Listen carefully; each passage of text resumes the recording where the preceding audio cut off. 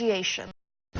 The immigration debate has people choosing sides and calling for action. Tonight, people gathered at a Bethesda church to support immigrants and oppose the president's policies. Fox 5's Lindsay Watts was there. This event tonight was organized by Maryland Congressman Jamie Raskin, a Democrat. You can see here it was called Immigration Solidarity. And I asked Raskin tonight, can a split Congress come together and find compromise on immigration reform? He says he believes it can happen. Tonight, Raskin stood before a large crowd of those who support his views on immigration. This was at the Cedar Unitarian Universalist Church.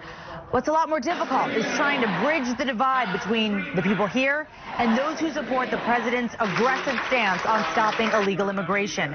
President Trump says he will move forward with immigration raids if Democrats don't act on changing laws that allow people to take asylum in the U.S., laws that the president believes some are exploiting. Raskin tells me he is open to looking at that issue, though he says the president hasn't sent over any specific proposals, at least not that he's seen. Raskin says if we're talking about compromise, he wants to see it on another issue as well. We have to try to see it from lots of perspectives, but then let's start with what we can agree with. I think 65 or 70% of America agrees that we should be acting for the dreamers, and it's passed overwhelmingly in the House of Representatives on a bipartisan basis, and we hope that the Senate will take it up. Tonight we heard from a young woman who's a dreamer and fearful about her future here.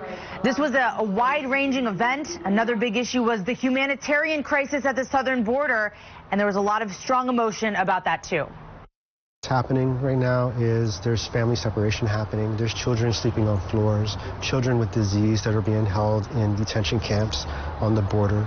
And what I feel is I have an obligation to make sure that that's exposed.